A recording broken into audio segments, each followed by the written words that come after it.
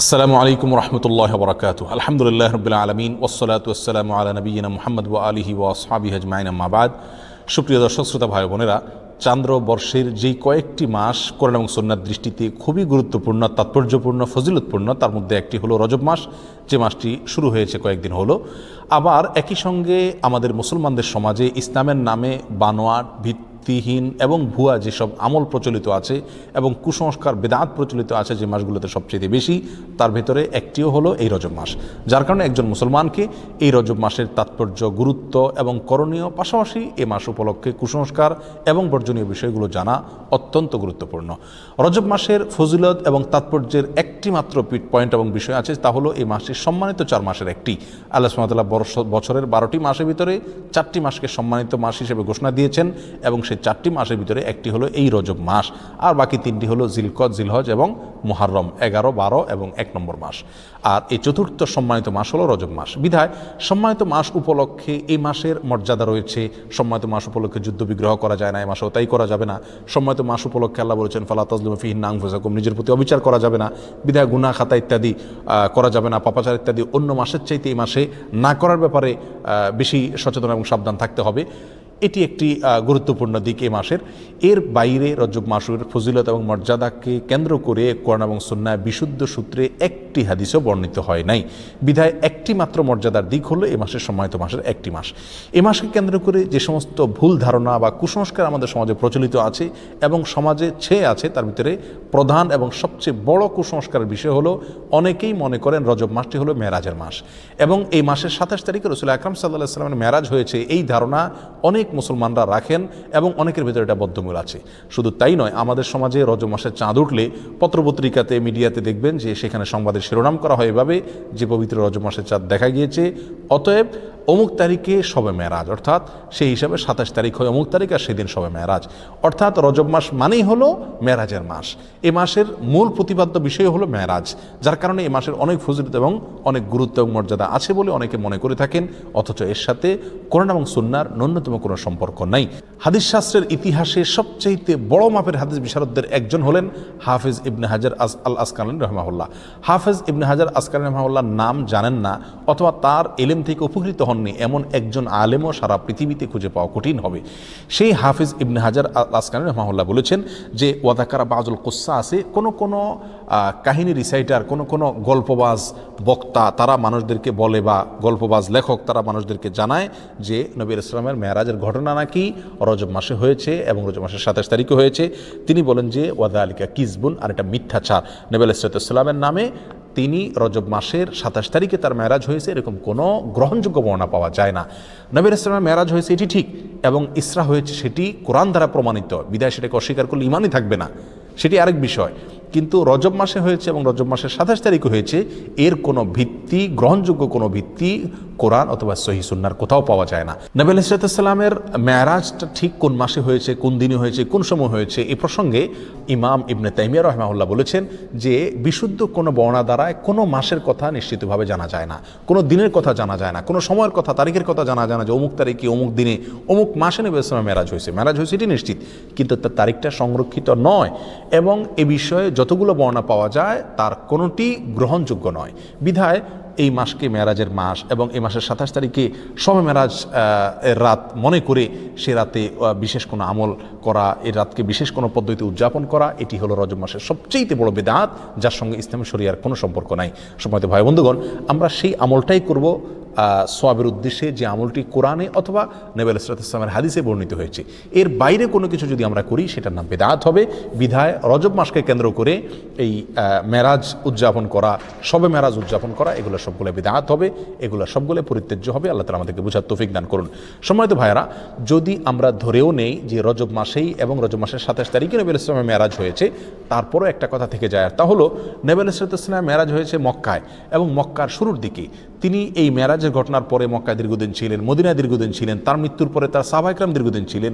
এই দীর্ঘ ইতিহাসের কখনো সাহাবা ইকরামের কেউ অথবা নবী আলাইহিস সালাম স্বয়ং নিজে কখনো এই মেরাজ উপলক্ষে কোনো প্রকার আমল, রাত্রি যাপন, দিনে রোজা বা কোনোভাবে এটাকে উদযাপন করা, আলোচনা, পর্যালোচনা করা বা এই ধরনের কোনো কর্মসূচি তিনি দিয়েছেন বা পালন করেছেন, এরকম কোনো কথা কোনো হাদিস থেকে পাওয়া যায় না বিশুদ্ধভাবে। অতএব এই আমলটি আমরা যারা করে থাকি রজব মাসকে কেন্দ্র করে শবে মেরাজের উদযাপনের আমল, এটি সম্পূর্ণভাবে বিদআত এবং পরিত্যাজ্য। আল্লাহ সুবহানাহু ওয়া তাআলা আমাদেরকে বুঝার তৌফিক দান করুন। এর সাথে ইসলামের শরিয়ার কোনো প্রকার সম্পর্ক নাই। রজব মাসকে কেন্দ্র করে দ্বিতীয় যে আমলটি প্রচলিত আছে আমাদের সমাজে, সেটা হলো সালাতুর রাগায়েব। এই আমলটিরও কোনো গ্রহণযোগ্য ভিত্তি কোন সহিহ সুন্নাহয় পাওয়া যায় না। এই আমলটি বিদআত এবং কুসংস্কারের অন্তর্ভুক্ত। অনেকেই বর্ণনা করে থাকে একটা হাদিসটি বর্ণনা করেছেন আনাস রাদিয়াল্লাহু তাআলা আনহু, যে রাসূলুল্লাহ আকরাম সাল্লাল্লাহু আলাইহি ওয়াসাল্লাম নাকি বলেছেন যে কোনো ব্যক্তি যদি রজব মাসের প্রথম বৃহস্পতিবার দিবাগত রাতে 12 রাকাত নামাজ পড়ে, নফল নামাজ, এবং সেটা মাগরিব এশার মাঝখানে 2 রাকাত করে পড়ে, প্রথম রাকাতে সূরা ফাতিহা, এরপরে 3 বার সূরা ইন্না আনজালনা ফি লাইলাতুল কদর, এরপরে 10 বার সূরা কুল হুয়াল্লাহ, সিজদাতে বিশেষ সংখ্যক তাসবিহ এবং এরপরে বিশেষ সংখ্যক দুরূদ রাসূলের প্রতি, এগুলো যদি কেউ করে তার জীবনের সব গুনাহ মাফ করে দেওয়া হবে ইত্যাদি ইত্যাদি। এটাকে সালাতুর রাগায়েব বলা হয়। প্রিয় বন্ধুগণ, এই সালাতুর রাগায়েব সম্পর্কিত এই যে হাদিসটি পেশ করা হয়ে থাকে, এটি নবী আলাইহিস সালামের কোনো হাদিসের কিতাব থেকে খুঁজে পাওয়া যায় না। এই সম্পর্কে মুহাদ্দিসিনে কেরাম একেবারে সুস্পষ্ট মন্তব্য করেছেন যে এটি জাল এবং ভিত্তিহীন। একটি টাকার নোট যখন ব্যাংক থেকে ওইটাকে জাল হিসেবে চিহ্নিত করে দেওয়া হয়, এটি যেরকম অচল হয়ে যায়, এই হাদিসটিকে মুহাদ্দিসিনে কেরাম ঐক্যবদ্ধভাবে যেহেতু জাল বলে চিহ্নিত করেছেন, বিধায় এটাও অচল এবং গ্রহণযোগ্য নয়। রজব মাস উপলক্ষে তৃতীয় যে আমলটি প্রচলিত আছে তা হলো একটি দোয়া বেশি বেশি করে পড়া, আর সেটি হলো আল্লাহুম্মা বারিক লানা ফি রজব ওয়া শাবান, অর্থাৎ হে আল্লাহ, আপনি আমাদেরকে রজব এবং শাবান মাসে বরকত দান করুন, ওয়া বাল্লিগনা রমাদান, আর আমাদেরকে রমজান পর্যন্ত আপনি পৌঁছায় দিন, অর্থাৎ রমজান যেন আমরা লাভ করতে পারি। এই দোয়াটি বর্ণিত হয়েছে মুসনাদে আহমদে। আর যেই বর্ণনায় এই দোয়াটি বর্ণিত হয়েছে, সেই বর্ণনার ভিতরে একজন বর্ণাকারী আছেন যার নাম হলো জায়দা ইবনে আবি রিকাদ। এই বর্ণাকারী সম্পর্কে ইমাম বুখারী রাহিমাহুল্লাহ বলেছেন যে মুনকারুল হাদিস, তার হাদিস গ্রহণযোগ্য নয়। আর ইমাম নাসাই রাহিমাহুল্লাহ বলেছেন যে তাকে আমি চিনি না।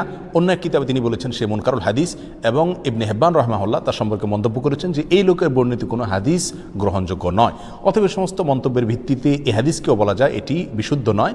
তবে যেহেতু এই দোয়ার অর্থের ভিতরে কোনো মন্দ দিক নেই, খারাপ দিক নেই, অতএব কেউ এটাকে সাধারণভাবে যদি পড়ে তাতে তেমন কোনো দোষণীয় বিষয় এটাকে বলা যাবে না। কিন্তু এটাকে নবী আলাইহিস সালামের দিকে সম্বন্ধ করা এটা বিশুদ্ধ নয়। চতুর্থত যে আমলটি রজবকে কেন্দ্র করে প্রচলিত, সেটা হলো এই মাস উপলক্ষে বিশেষ কোনো পশু জবাই করাকে অনেকে সওয়াব মনে করেন। এটি মূলত আইয়ামে জাহিলিয়াতে, ইসলাম পূর্ব যুগে প্রচলিত ছিল, যেটাকে আতিরা বলা হয়। তারা রজব মাসে বিশেষ পশু জবাই করতো, যেমন আমরা কোরবানির মাসে জিলহজ মাসে কোরবানি করে থাকি, এবং এটাকে খুব সওয়াবের কাজ মনে করতো, খুব ভালো কাজ মনে করতো। ইসলাম তাদের সেই প্রথাকে সম্পূর্ণভাবে রহিত করেছে, বিলুপ্ত করেছে। এ সম্পর্কে বহু বিশুদ্ধ হাদিস বর্ণিত আছে। বিধায় রজব মাস উপলক্ষে বিশেষ কোনো পশু জবাই করা এটাকে সওয়াবের কাজ মনে করা যাবে না। অন্য মাসে জবাই করেন সেসব এই মাসেও করেন, সেটা ভিন্ন বিষয়, কিন্তু সওয়াবের অংশ হিসাবে এই মাসে কোনো পশু জবাই করা যাবে না। রজব মাস উপলক্ষে 5 নম্বর যে আমলটি প্রচলিত আছে অথচ তার কোনো গ্রহণযোগ্য ভিত্তি ইসলামী শরীয়তে নাই, তা হলো এ মাসে বেশি বেশি নফল রোজা রাখা এবং ইতিকাফ করা। অনেকেই এটাকে খুব সওয়াবের কাজ মনে করেন যে রজব মাসে বেশি বেশি করে নফল রোজা রাখতে হবে। আর মজার বিষয় হলো বহু হাদিস বর্ণিত আছে এই রজব মাসে নফল রোজা রাখার বিষয়, তার একটিও বিশুদ্ধতার মানদণ্ডে উত্তীর্ণ নয়। একটি মাত্র হাদিস পাওয়া যায় সুনানে আবু দাউদের ভিতরে। এক লোক নবী আলাইহিস সালামের কাছে আসছেন, তার সঙ্গে 1 বছর পরে দেখা করছেন। নবী আলাইহিস সালামকে বললেন, ইয়া রাসূলুল্লাহ, আপনি আমাকে চিনতে পারেননি, আমি তো অমুক। তখন তিনি বললেন, তুমি তো সে মনে হচ্ছে না, অর্থাৎ চেহারা পরিবর্তন হয়ে গেছে তোমার, তুমি এরকম পরিবর্তিত কিভাবে হলে? তখন তিনি বললেন, ইয়া রাসূলুল্লাহ, এই 1 বছরে আমি কখনো দিনের বেলায় খাবার খাইনি, অর্থাৎ আমি রোজা রেখেছি সারা বছর। তখন তিনি বললেন, তুমি নিজেকে এত কষ্ট কেন দিতে গেলে? লোকটি বলে, ইয়া রাসূলুল্লাহ, আমার অনেক শক্তি আছে, আপনি আমাকে নফল রোজার অনুমতি দিন, সুযোগ দিন। তখন নবী ইসলাম বিভিন্ন ফরম্যাটে তাকে রোজা রাখার জন্য বললেন। একটা পর্যায়ে সে বাড়াইতে বাড়াইতে আরও বাড়াইতে চাইলো, আরও বেশি রোজা রাখতে চাইলো। তখন নবী ইসলাম তাকে বললেন, তুমি সম্মানিত মাসে রাখিও, সম্মানিত মাস চলে গেলে ছেড়ে দিও রোজা, এভাবে করে রাখিও তুমি। অর্থাৎ এই হাদিস থেকে বোঝা যায় রজব মাসে যেহেতু একটা সম্মানিত মাস, সেই হিসাবে এই মাসে রোজা রাখার কথা রাসূল সাল্লাল্লাহু আলাইহি ওয়াসাল্লাম তাকে বলেছেন। এই হাদিসে মূলত তাকে স্পেশালি বলা হয়েছে, এবং সম্মানিত মাসে, এটা রজবের সাথে খাস নয়। বিধায় রজব মাসে নফল রোজার বিশেষ কোনো ফজিলত আছে এরকম মনে করাটা বিশুদ্ধ নয়। রজব মাসকে কেন্দ্র করে আরেকটি আমল প্রচলিত আছে, তা হলো উমরা বেশি বেশি করা। বিশেষ করে সৌদি আরবে প্রচলিত আছে, আর শিয়াদের ভিতরে এটা বেশি প্রচলিত আছে। শিয়ারা গোটা রজব মাসকে কেন্দ্র করেই অনেক আনুষ্ঠানিকতা করে থাকে, যার একটা প্রভাব আমাদের সমাজে পড়েছে। কারণ শিয়াদের অনেক প্রভাব এখন আমাদের সমাজে রয়ে গেছে, যার কারণে রজব মাসকে খুব বেশি ঘটা করে আমরা অনেকেই উদযাপন করে থাকি। তার ভিতরে একটি কাজ অনেকেই করে থাকেন, তা হলো বিশেষভাবে ওমরা। মনে করেন যে রজব মাসে ওমরা করলে বেশি সওয়াব হবে, এবং এটাকে ওমরায়ে রজবিয়া বা রজব মাসের ওমরা বলা হয়। অথচ এই সম্পর্কে নবী আলাইহিস সালাম থেকে বিশুদ্ধ কোনো হাদিস পাওয়া যায় না। একটি হাদিস আছে সহিহ বুখারীতে, আব্দুল্লাহ ইবনে ওমর রাদিয়াল্লাহু বর্ণনা করেছেন। তিনি বলেছেন নবী আলাইহিস সালাম 4টি ওমরা করেছেন, এবং তার একটি ছিল রজব মাসে। তখন আম্মা জান আয়েশা রাদিয়াল্লাহু তাআলা আনহা তাকে খণ্ডন করে বলেছেন যে নবী আলাইহিস সালামের 4টি ওমরার প্রত্যেকটি ওমরায় তিনি সঙ্গে ছিলেন, তার কোনো ওমরা রজব মাসে ছিল না। অতএব সহিহ বুখারীর এই সুস্পষ্ট হাদিস থেকেও বোঝা গেল রজব মাসে ওমরা করার বিশেষ কোনো ফজিলত নেই। অন্য মাসে কেউ ওমরা করে সেই হিসাবে এই মাসও করতে পারে, যেমনিভাবে রজব মাসে রোজারও বিশেষ কোনো ফজিলত নেই, কিন্তু অন্য মাসে কেউ 13, 14, 15 চাঁদের এই তারিখগুলোতে অথবা বিশুদ্ধবার রোজা রাখে, সেই হিসাবে কেউ রোজা যদি রাখে এটা ভিন্ন কথা, কিন্তু রজব হিসাবে যদি কেউ রাখে তাহলে সেটা বিদআত হবে। রজব মাসকে কেন্দ্র করে অনেক জাল এবং ভিত্তিহীন হাদিসে বর্ণিত হয়েছে। তার ভিতরে একটি হলো রজব আল্লাহর মাস, শাবান রাসূলের মাস, আর রমজান হলো তার উম্মতের মাস। এরকম একটা হাদিস অনেকে বর্ণনা করে থাকেন। এই হাদিসকে হাফেজ ইবনে হাজার আসকালানী রাহিমাহুল্লাহ বলেছেন, এই হাদিসের বর্ণনাকারীদের ভিতরে আবু বকর আন-নাক্কাশ নামে একজন বর্ণনাকারী আছেন, যে লোকটি মিথ্যুক এবং রাসূল সাল্লাল্লাহু আলাইহি ওয়াসাল্লাম নামে হাদিস বানানোর ক্ষেত্রে সে বিখ্যাত। আর তার সম্পর্কে অন্যান্য মুহাদ্দিসিন ইকরামের অনেকে আরও অনেক মন্তব্য করেছেন। তার ভিতরে ইমাম সৈয়দ রহমতুল্লাহ আল্লাহ মাসনুআর ভিতরে ইমাম সানানী রাহিমাহুল্লাহ মুযুআত নামক কিতাবে তার সম্পর্কে একই মন্তব্য প্রায় করেছেন। বিধায় এটিও জাল এবং ভিত্তিহীন হাদিস। অনেকে রজব মাস সম্পর্কে আরেকটা হাদিস বর্ণনা করে থাকেন, অনেক খুতবাতে অনেক আলোচনাতে আমরা অনেক হয়তো শুনে থাকবো, যে কোরআনের মর্যাদা সকল জিকিরের মধ্যে যেরকম শ্রেষ্ঠ, এরকম সকল মাসের ভিতরে রজব মাসের মর্যাদা শ্রেষ্ঠ। এই হাদিস যারা বর্ণনা করে থাকেন, এই হাদিস প্রসঙ্গে হাফেজ ইবনে হাজার আসকালানী রাহিমাহুল্লাহ এবং অন্যান্য হাদিস বিশারদ, বিশেষ করে জাল হাদিস বিশেষজ্ঞ উলামা ইকরামের অনেকেই বলেছেন যে হাদিসের বর্ণনাকারীর ভিতরে সিক্তি নামে একজন বর্ণনাকারী আছেন, আর এই বর্ণনাকারী, এই লোকটি জাল হাদিসের বিখ্যাত বর্ণনাকারী, অর্থাৎ রাসূল সাল্লাল্লাহু আলাইহি ওয়াসাল্লামের নামে মিথ্যা হাদিস বর্ণনা করার ক্ষেত্রে তার বিশাল খ্যাতি রয়েছে। এ সম্পর্কে রিজাল শাস্ত্রে একেবারে চিহ্নিত এই লোক, যার কারণে এই বর্ণনাটাও ভিত্তিহীন, জাল এবং বানোয়াট, ভুয়া রাসূল সাল্লাল্লাহু আলাইহি ওয়াসাল্লামের নামে মিথ্যা হাদিস। রজব মাস সম্পর্কে আরেকটি জাল বা ভিত্তিহীন হাদিস আছে, তা হলো রজব মাসে যে ব্যক্তি 3টি রোজা রাখবে আল্লাহ তাআলা তার আমলনামা 1 মাস রোজার সওয়াব দিবেন, আর যে ব্যক্তি 60টি রোজা রাখবে আল্লাহ তাআলা তার জন্য জাহান্নামের 60টা দরজা বন্ধ করে দিবেন। এরকম একটা হাদিস অনেকে বর্ণনা করে থাকেন, এবং এই হাদিসকে জাল হাদিস সমগ্রের যত বই আছে, জাল হাদিসের কালেকশনের যত বই আছে, তার সমস্ত কিতাবেই এই হাদিসটি স্থান পেয়েছে। ইবনুল জাওজি রাহিমাহুল্লাহ আল মাওজুআত কিতাবে, সৈয়দ রাহমাতুল্লাহ তাআলা আল মুসনাআ কিতাবে, শাওকানী রাহিমাহুল্লাহ ফাওয়াইদুল মুজমুআ কিতাবে, এবং তাবয়িনুল আজাব কিতাবে ইবনে হাজার আসকালানী রাহিমাহুল্লাহ, এভাবে সমস্ত প্রায় জাল হাদিসের যে কিতাবগুলো আছে সেগুলোতে এই হাদিসটা স্থান পাইছে, অর্থাৎ এই হাদিসটি জাল এবং ভিত্তিহীন। এভাবে রজব মাসকে কেন্দ্র করে আরও অনেক জাল, ভুয়া এবং ভিত্তিহীন হাদিস আমাদের সমাজে প্রচলিত আছে। তার ভিতরে আরেকটা হলো, যে ব্যক্তি রজব মাসে রোজা রাখবে এবং 4 রাকাত নামাজ পড়বে, আল্লাহ সুবহানাহু ওয়া তাআলা জান্নাতে তার জন্য যে আসন রেখেছেন, তার যে মাকাম হবে, সেটা না দেখে তার মৃত্যু হবে না, অর্থাৎ দেখে তারপর মৃত্যু হবে। এই হাদিসটাও জাল এবং ভিত্তিহীন, বানোয়াট। এর সঙ্গে ইসলামী শরীয়তের কোনো সম্পর্ক নাই। ইমাম শাওকানী রাহিমাহুল্লাহ আল ফাওয়াইদুল মুজমুআ কিতাবে হাদিসকে জাল বলে চিহ্নিত করেছেন। ইবনুল কাইয়িম আল জাওজি রাহিমাহুল্লাহ আল মাওজুআত কিতাবে এটাকে জাল বলে চিহ্নিত করেছেন, এবং অন্যান্য কিতাবও চিহ্নিত হয়েছে। বিধায় এটাও জাল এবং ভিত্তিহীন।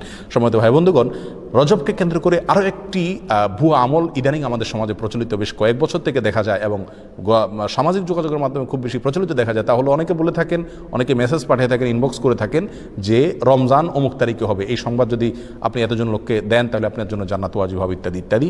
এটি আমাদের মূর্খতার একটা বড় প্রমাণ। আমরা কোরআন সুন্নাহ থেকে যে কত দূরে সরে গেছি, যে কোনো কথা, মুখরোচক কথা শুনলে আমরা সেটাকে গিলে খাচ্ছি ইসলামের নামে, এটার একটা বড় প্রমাণ হলো এই ঘটনাকে আমরা অনেকেই খুব গুরুত্বের সাথে দেখি, এবং এই মেসেজকে আমরা অনেকে চালাচালি করে থাকি। প্রিয় বন্ধুগণ, রমজানের সংবাদ কাউকে দিলে তার জন্য কোনো ফজিলতের কথা, কোনো মর্যাদার কথা কোরআন সুন্নাহর কোথাও বলা হয়নি। যারা এই মেসেজকে প্রচার করেন তারা আল্লাহ এবং তার রাসূলের নামে মিথ্যাচার করছেন, আর যারা মিথ্যাচার করছেন নবী সাল্লাল্লাহু আলাইহি ওয়াসাল্লাম বলছেন তাদের ঠিকানা জাহান্নাম। বিধায় এই ধরনের মেসেজকে আমরা ফরওয়ার্ড করব না, এবং এগুলোকে ইগনোর করব। এর সাথে ইসলামী শরীয়তের কোনো সম্পর্ক নাই। সর্বসাকুল্যে আমরা খোলাসায় সামারিতে বলতে পারি, রজব মাসের বিশেষ কোনো ফজিলত এবং মর্যাদা নেই সম্মানিত 4 মাসের একটি, এই কথা ছাড়া। এ মাস উপলক্ষে বিশেষ একটি আমলের কথাও কোরআন এবং সুন্নাহ বর্ণিত হয় নাই, এবং এ মাস উপলক্ষে বিশেষ কোনো রোজা, বিশেষ কোনো উমরা, বিশেষ পদ্ধতিতে সালাত, এমনকি বিশেষ যে আমলটি আমাদের সমাজে সবচেয়ে জলবায়ু প্রচলিত আছে, মেরাজের রাত্রি উদযাপন করা, সে রাত্রে জেগে ইবাদত করা, দিনে রোজা রাখা, এর একটি জিনিসও নবী আলাইহিস সালাম থেকে প্রমাণিত নয়। আর নবী আলাইহিস সালাম থেকে যেটি প্রমাণিত নয়, সেটা দেখতে যতই ভালো দেখা যাক না কেন, তার কোনো সওয়াব আমরা পাবো না। এটা বিদআত হিসাবে গণ্য হবে, আর বিদআতের ঠিকানা জাহান্নাম। আমরা অনেকেই বলে থাকি যে মানুষ এমনি মসজিদে আসে না, নামাজে আসে না, এক উসিলা যদি শবে মেরাজ উপলক্ষে মসজিদে আসে, আপনারা বাধা দিয়ে মসজিদ থেকে বের করে লাভ কি? তারা তো গান গাচ্ছে না, হারাম কাজ করছে না। যে সমস্ত ভাইরা এটা বলেন, 2 কারণে তাদের সঙ্গে আমরা একমত হতে পারবো না। নাম্বার 1, বিদআত কাকে বলা হয়? ভালো কাজ, দেখতে ভালোই মনে হচ্ছে, কিন্তু কোরআন এবং সুন্নাহ এটা করতে বলা হয়নি, এটার নাম বিদআত, আর এই বিদআতের ঠিকানা জাহান্নাম। বিধায় এই কাজটি সেই সংজ্ঞার মানদণ্ডে বিদআতের ভিতরে অন্তর্ভুক্ত হবে। বিধায় এটা করলে সওয়াব হবে না, বরং গুনাহ হবে, যদিও দেখতে ভালো দেখা যাচ্ছে। দ্বিতীয়ত, শবে মেরাজ উপলক্ষে মানুষ আসে, উপলক্ষে সংশোধন হয়ে যাবে, যারা এরকম ধারণা করেন তারা ভুলের স্বর্গে বাস করছেন। কারণ শবে মেরাজ উপলক্ষে মসজিদে এসছেন এবং এই বেদাতি পদ্ধতিতে জিকির ইবাদতবন্দি করছেন, এরপরে সারা জীবনের জন্য সংশোধিত হয়ে সারা বছর মসজিদে আসা ধরছেন, নামাজ পড়ছেন, এরকম একটি লোকও খুঁজে পাওয়া যাবে না। বিধায় এই বেদাত দিয়ে কোনোদিন মানুষের সংশোধন হবে না। এই বেদাতকে আমরা বর্জন করি। সারা দেশে জোরালোভাবে আমাদের সমাজে সবচেয়ে জোরালোভাবে যে কয়েকটি বিদআত প্রচলিত আছে তার ভিতরে একটা হলো এই মেরাজ উদযাপন এবং মেরাজ উপলক্ষ বিশেষ আমল। আল্লাহ সুবহানাহু ওয়া তাআলা আমাদের সকলকে রজব মাসকে কেন্দ্র করে যে সমস্ত বিদআত আছে, কুসংস্কার আছে, এগুলো থেকে বেঁচে থাকার তৌফিক দান করুন। কোরআন এবং সুন্নাহর বিশুদ্ধ জ্ঞান অর্জন করার তৌফিক দান করুন এবং বিশুদ্ধ জ্ঞান অনুযায়ী পরিশুদ্ধ আমল করার তৌফিক দান করুন। জাযাকুমুল্লাহু খায়রা।